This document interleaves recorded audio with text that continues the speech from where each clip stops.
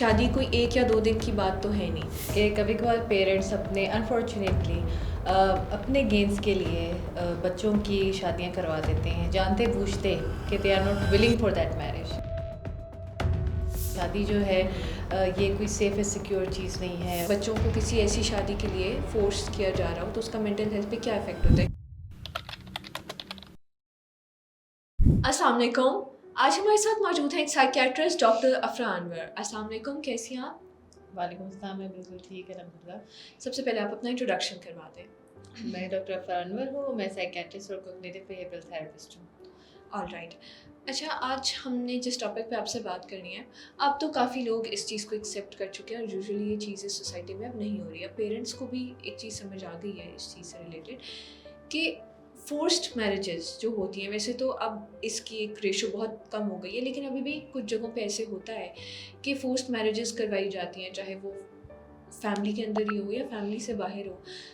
کئی دفعہ تو بچوں سے ان کی پسند ناپسند پوچھی ہی نہیں جاتی، لیکن اگر وہ بتا بھی دیں پھر بھی ان کی زبردستی کہیں اور کروا دی جاتی ہے، یہ جانتے بوجھتے ہوئے کہ ان کا انٹرسٹ کہیں اور ہے.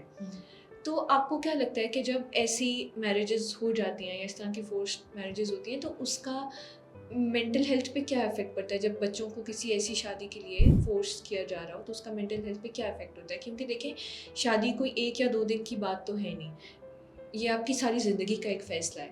تو شادی سے پہلے اور شادی کے بعد دونوں پہ کیا ان کا مینٹل ہیلتھ پہ افیکٹ پڑتا ہے؟ دیکھیں، فورس میرجز کی جہاں پہ بات ہو رہی ہے تو اس میں جب ہم بات کرتے ہیں تو پھر اس میں کبھی کبھار ہم ایسا دیکھتے ہیں، سر پریکٹیکل لائف میں جب پیشنٹس ہمارے پاس آتے ہیں تو ہم ایسا دیکھتے ہیں کہ کبھی کبھار پیرنٹس اپنے انفارچونیٹلی اپنے گینز کے لیے بچوں کی شادیاں کروا دیتے ہیں جانتے بوجھتے کہ they are not willing for that marriage. ٹھیک ہے. اور ان کو ایسا لگتا ہے کہ بعد میں ان کی سوچیں تبدیل ہو جائیں گی، وہ مان جائیں گے، وہ سیٹل ڈاؤن ہو جائیں گے. کبھی کبھار ایسا ہو بھی جاتا ہے، بٹ انفارچونیٹلی کبھی کبھار ایسا نہیں بھی ہوتا. اور ان کیسز میں جب ایسا نہیں ہوتا تو وہ ایک بہت ڈیزاسٹر آپشن ہوتی ہے، اور وہ ایک ڈیزاسٹر صورت کی فارم میں ہمارے سامنے آتی ہے، بیکاز اس میں پھر کمپرومائز کرتے کرتے بھی جو شادی ہے وہ سکسیزفل صورت اختیار نہیں کر پاتی. اس میں اکثر جو ہے کپل وہ کبھی کبھار انگزائٹی اور ڈپریشن کا شکار ہو جاتے ہیں، اور پھر اس میں جو بچے ہوتے ہیں وہ بھی کمپرومائز ہوتے ہیں، اور اوبویسلی وہ بھی سفر کرے ہوتے جی ہیں. بالکل. اور وہ دیکھتے ہیں کہ ان کے پیرنٹس جو ہیں وہ کیسے پوری زندگی ایک تناؤ اور ایک انتشار کا شکار رہتے ہیں، اور پھر وہ یہی دیکھتے دیکھتے بڑے ہوتے ہیں، یہی انتشار دیکھتے دیکھتے بڑے ہوتے ہیں، یہ پیرنٹل ڈسپیوٹ دیکھتے دیکھتے بڑے ہوتے ہیں، اور یہی کمپلیکسز ان کے اندر پیدا ہوتے ہیں، اور وہ پھر اوائڈنس اپلائی کرتے ہیں شادی سے. وہ شاید پھر اپنی شادی میں بھی یہی انسیکیورٹیز بالکل ایسا ہی ہے. ان میں ایک خوف اور وسوسہ پیدا ہو جاتا ہے شادی کو لے کے کہ شادی جو ہے یہ کوئی سیف اینڈ سیکیور چیز نہیں ہے، اور شادی جو ہے کیونکہ انہوں نے ہیلدی شادی دیکھی ہاں نہیں جی ہے نا اپنی بالکل، لائف، کیونکہ انہوں نے اپنے پیرنٹس کی ایک ہیلدی شادی نہیں دیکھی ہوتی، تو اس وجہ سے ان میں بھی ایک ٹراما ڈیولپ رہتا ہے، اور پھر وہ بھی آگے سے ایک وشیس سائیکل ڈیولپ ہو جاتا ہے، اور وہ بھی کچھ اچھے لائف پارٹنرز نہیں بن پاتے.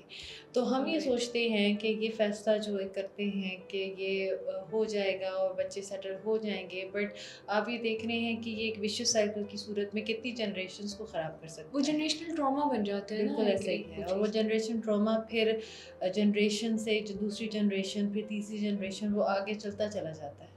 All right. اچھا، اکثر لڑکیوں کو یا ایون لڑکوں کو بھی یہ چیز کہی جاتی ہے کہ اب میں نے زبان دے دیا ادھر، یا گھر والوں کی عزت رکھ لو یا فیملی کی عزت رکھ لو.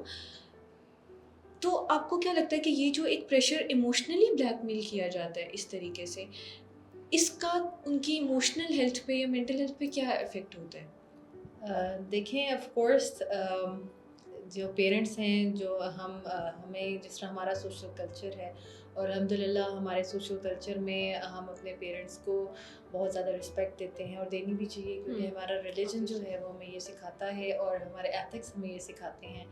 اور مگر میرا یہ خیال ہے کہ پیرنٹس کو اسپیشلی یہ خیال رکھنا چاہیے کہ، اور ہمارے اسلام میں بھی ہمیں یہ کہا جاتا ہے کہ جب آپ شادی کریں تو پھر جو بچے ہیں ان سے ان کی رضامندی کو ضرور پوچھ لیں. اٹس ویری امپورٹنٹ، کیونکہ ان کی رضامندی جو ہے وہ بہت بہت ضروری ہے، بہت ویلیو رکھتی ہے. کبھی ان کی رضامندی کے اگینسٹ ان کی شادی نہ کریں، کیونکہ وہ پھر پوری زندگی جو ہے بچے تناؤ اور انتشار کا شکار رہتے ہیں. पूरी ज़िंदगी, क्योंकि फिर बच्चों ने भुगतना है, फिर बच्चों के बच्चों ने भी भुगतना है। तो ये बड़ा ज़रूरी है। और जिस तरह की आपने बात की कि जब फोर्स मैरिजेस होती हैं और इमोशनली ब्लैकमेल करके शादी तो हो जाती है जैसे जैसे करके, लेकिन फिर आगे के जो पूरी ज़िंदगी के जो रिजल्ट्स होते हैं और मामलात होते हैं वो कोई बहुत ज़्यादा अच्छे नहीं देखे गए, क्योंकि फिर वो एक कॉम्प्रोमाइज़ की शादी होती है और आपको पता है कि कॉम्प्रोमाइज़ की शादी जो होती है वो कभी भी कोई बहुत ज़्यादा हेल्थी रिलेशनशिप इख्तियार नहीं करती। ऑलराइट। अच्छा, अक्सर ये भी देखा जाता है कि चलिए ठीक है, इमोशनल ब्लैकमेल पे या किसी भी तरीके से फोर्स करके शादी कर दी गई है और उसके बाद हस्बैंड एंड वाइफ दोनों अपना 100% एफर्ट कर रहे हैं। ऐसा नहीं है कि दोनों कोई उसमें वो करें, लेकिन अक्सर ऐसा होता है कि 100% एफर्ट के बावजूद भी वो मेंटल कंपैटिबिलिटी मैच नहीं हो पाती। कई चीज़ों पर डिसएग्रीमेंट्स होते हैं जिसकी वजह से वो चीज़ें सही तरीके से कोप अप नहीं कर पाते या चीज़ें ट्रैक पे नहीं आ पाती।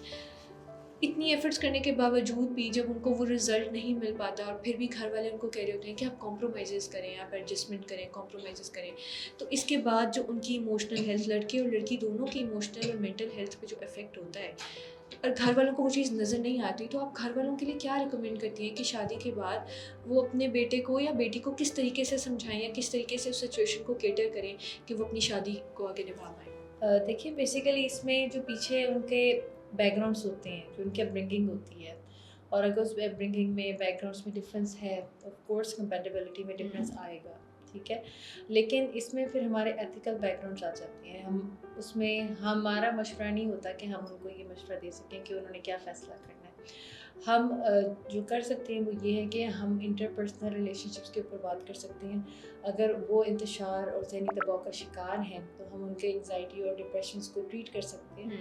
इंटरपर्सनल थेरेपीज़ कर सकते हैं, साइकोलॉजिस्ट से वो रिव्यू करें, हम उनको थेरेपीज़ कर सकते हैं, कपल थेरेपीज़ भी करते हैं, और हम उनकी हेल्प कर सकते हैं कि वो जहाँ तक मुमकिन हो सके उनके सिम्पटम्स को कंट्रोल करके, मैनेज करके, स्पेशली अगर उनके बच्चे हैं तो जहाँ तक मुमकिन हो सके उनकी हम हेल्प कर सकें। लेकिन बाकी जो फ़ैसले होते हैं वो फैमिलीज़ ने खुद करने होते हैं। ऑब्वियसली। और फिर शायद उस थेरेपी में ये चीज़ भी इन्वॉल्व होगी कि आप उनको बता सकें कि उन्होंने आपस में एक दूसरे से किस तरीके से हाँ जी, कॉम्प्रोमाइज़ बिल्कुल। करके जी, अपनी चीज़ों को सेटल डाउन करना है, या अगर डिसएग्रीमेंट्स हैं भी तो उनको किस तरीके से वो कैटर जी करें। बिल्कुल। ऑलराइट। और अमूमन ये थेरेपीज़ जो होती है ये बहुत हेल्पफुल साबित होती है। ओके, ठीक है। अगर आप भी किसी ऐसी सिचुएशन से गुजर रहे हैं या आपके कोई जानने वाले ऐसी सिचुएशन से गुजर रहे हैं तो उनको थेरेपिस्ट के पास कंसल्टेशन लेने पे लाजमी गाइड करें। पूरी वीडियो देखने के लिए थैंक यू।